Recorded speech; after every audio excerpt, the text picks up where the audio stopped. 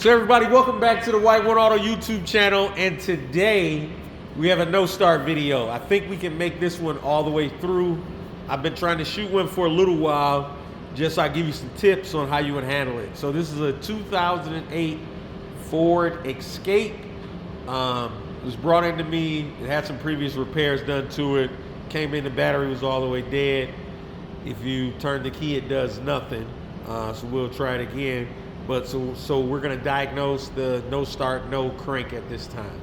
So, hey, you mind trying to start it up right quick? Yeah, no problem. So we'll try to start it up first and see what it does now. I've had the battery charger on, the flash setting for a little while. So we'll see. It's not doing anything? Yeah, crank it.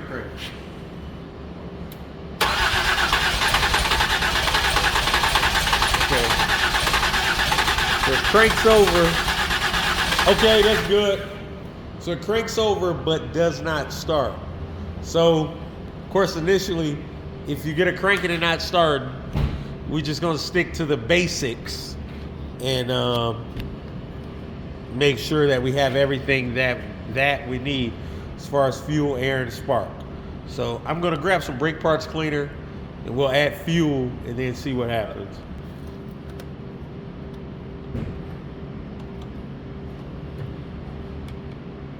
Crank it.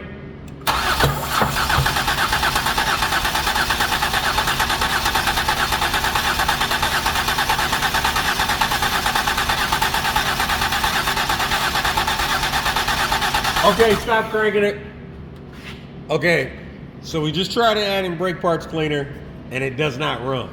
So it lets me know we most likely don't have a fuel issue. So what we'll now grab is a spark tester and see, do we have spark? So what we're gonna do is pull one coil out and put our spark tester in line and see if we have spark.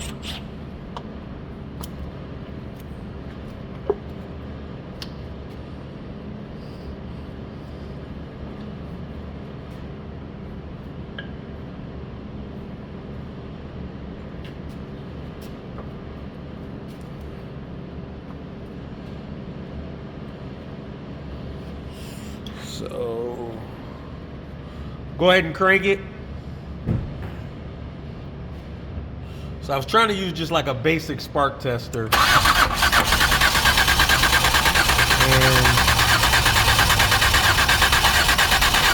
we are getting the fire. Okay, stop.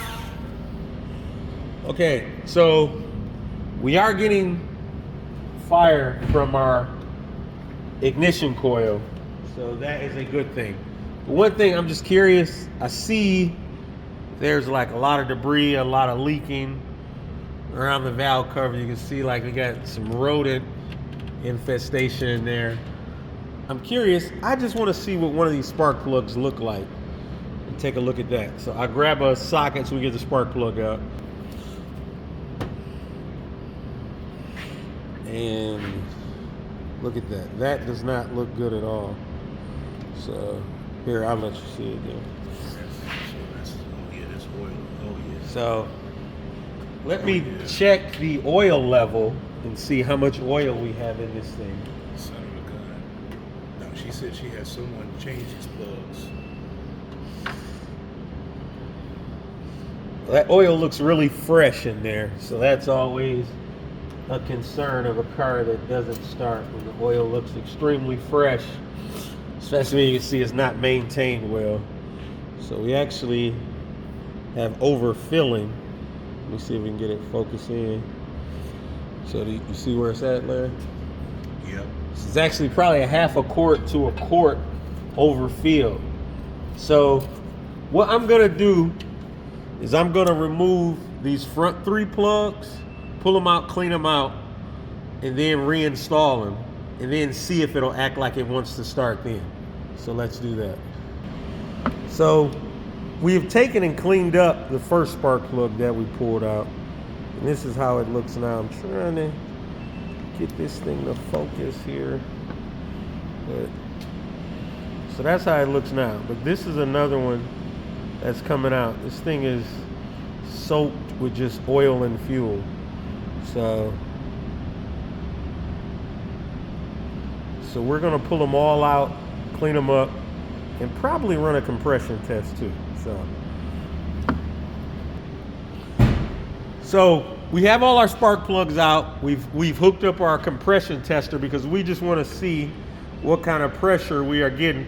So go ahead and crank it. You can see we're getting a lot of, okay. We're getting a lot of fuel and oil coming out of these cylinders. There's a lot of fuel in there. So on this cylinder, I think this is cylinder 1. So I think these right here are 1, 3, 5. So we got about 150 PSI. We were getting a lot of, it may just be that brake parts cleaner we sprayed in there, but we were getting a lot of, so we'll switch it over to the next cylinder and check that one. So crank it up as soon as you can. So we'll crank this one. We moved it over to what I believe is 3.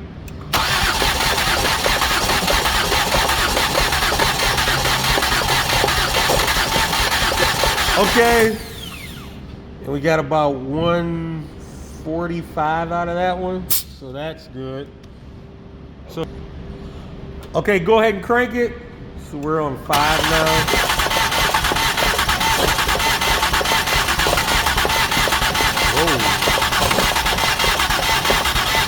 Whoa. Okay.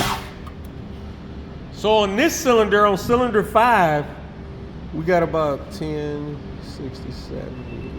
So we got about 180 PSI. So now that's a big difference. So if like we were on these front 2 cylinders, we were getting, I think 150 here, 145 there, but on what I believe to be cylinder 5, now we're almost 180. So that would be out of spec for 10%, because 10% of 180 would be 18. So that would put us around like 162. So I am going to retest cylinder what I believe to be 3, just to make sure we're not seeing an anomaly. So let me transfer it over. Okay, go ahead and crank it over. So we're back on cylinder 3. Okay. Wait, hey, crank it some more.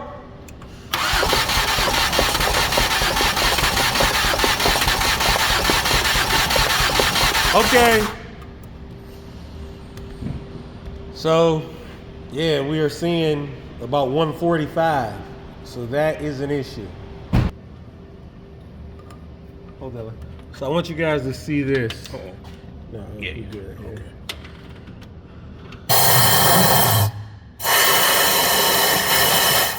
Let me go to this side.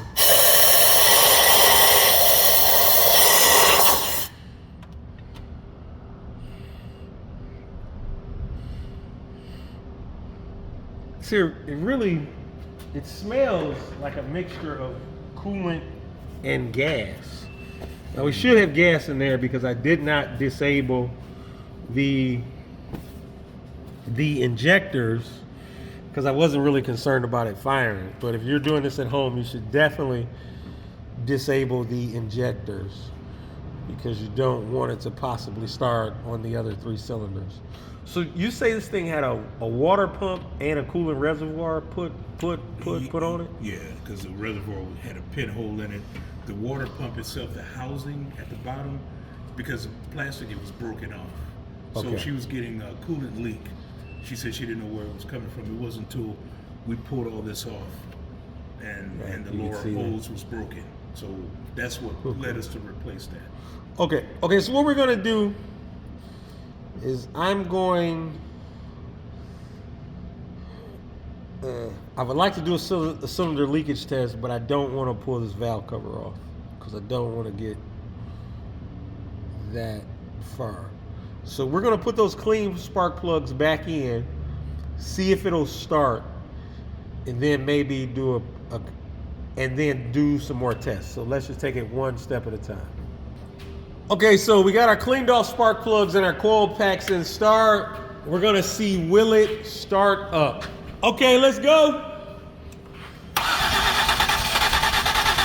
Give it a little gas, like hit the throttle.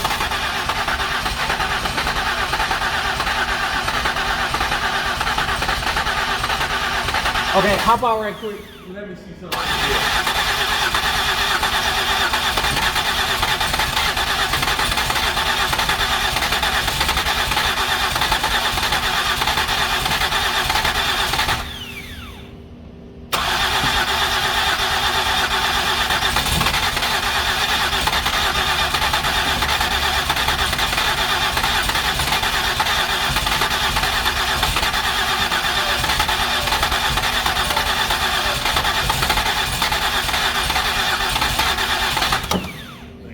It wants to. Yeah. Okay, let me go check my door because I think I got somebody up front, but I think we can get it to start. So I'm gonna try to crank it again after answering the door. I believe I know what our problem is, but I want to get it to start.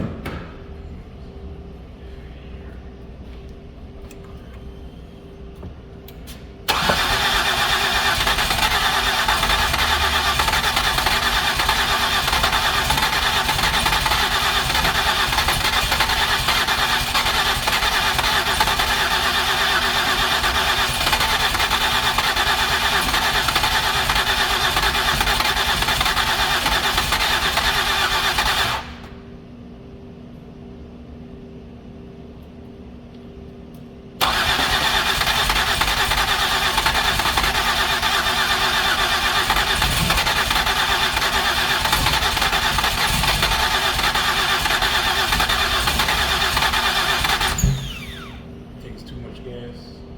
Not enough air.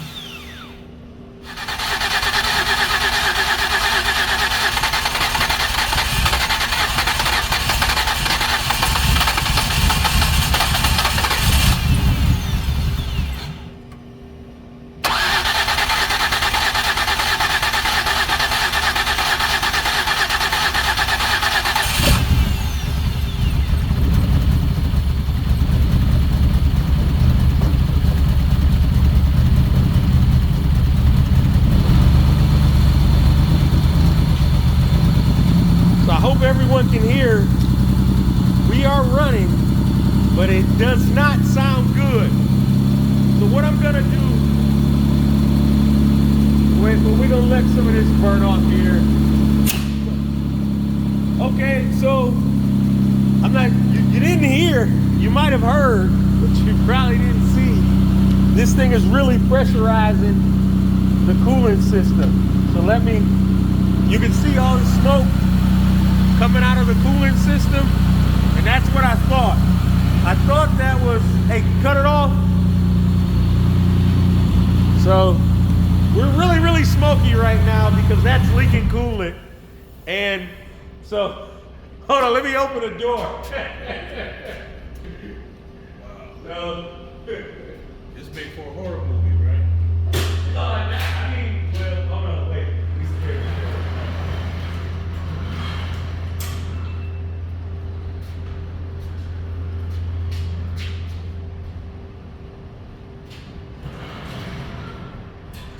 Hey, do me a favor, go open that other door for me. Okay. So, we completely smoked out the shop, but when I pulled off the coolant reservoir cap, it popped off on me. So that in turn lets me know our cooling system is being pressurized. So the problem with this one is we got pressure in the cooling system. 99% sure, let me stop. I'm 100% sure this thing has a blown head gasket. So, hey, that's good. Just hanging on that nail right there. So we got a blown head gasket on this thing. So once again, I tried to shoot a real good no start, no crank video, and it wound up being a mechanical issue. But it is what it is. So those are the steps that we would go through. And one thing I want to note is I purposely tried not to use a scanner or a meter. The only special tool we did use was a compression gauge tester that showed us, we were way out on compression on 2 cylinders, where we had cylinders 1 and 3 were around 150, and I believe this is 135, and cylinder 5 was around 180. So that's far out from our 10% rule. So since we know we are way off on compression, far greater than 10%, we saw evidence of coolant being in the combustion chamber. Our coolant reservoir was pressurized after we got it running, and I'm not sure if you can see out the tailpipe, we just had a ton of white smoke. Hey, see if it'll start back up again. But so this has all of your telltale signs of a blown head gasket. Try to see if we can get it started. And you can see puffing out of the tailpipe is nothing but white smoke. Hey, cut it off. So this thing is done. It'll need an internal repair. It's got a blown head gasket. So I'm not sure how far they want to take it, but I don't know if we'll do a head gasket on it. So, okay, so we're gonna chime back into the video here because the gentleman who brought me the car, he was asking me some questions and he brought up some very, very good on points. One of the points was, so we know this thing has a bad head gasket. But if you go back earlier in the video, remember, when we checked that oil level, the oil was not milky at all. It looked brand new. I do believe the oil that is in here currently is not the oil that has been in here for a long time. And I also know everybody else is thinking, hey, with just how bad that head gasket was leaking, how bad it's pressurizing the system, how much coolant we are getting out the exhaust, that oil should look like a straight milkshake. And I'm gonna say this, I have just found with newer engines that a lot of times when a head gasket is blown, it doesn't mix coolant and oil the way older engines do. I don't have a very technical answer for you, and I really wish I did, but every other piece of evidence that we were able to test and every visible sign we see points us that we have a blown head gasket.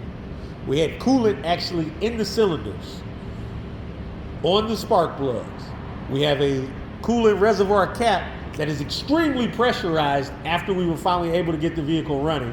And then when we started up, we're getting straight coolant out of the exhaust. So, we do have a bad head gasket, a cracked head, a cracked cylinder liner, whatever. But for some reason, the coolant system is being pressurized, and that should not happen. To find out further, we would have to tear it down, but very much to your point, is we are not seeing a milkshake.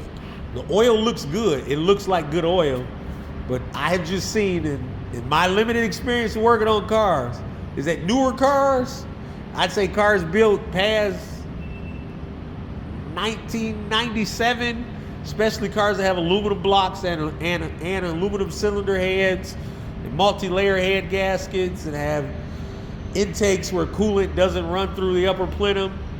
A lot of times when that head gasket is blown, you don't get a milkshake. The coolant oil does not mix, but the head gasket is still blown.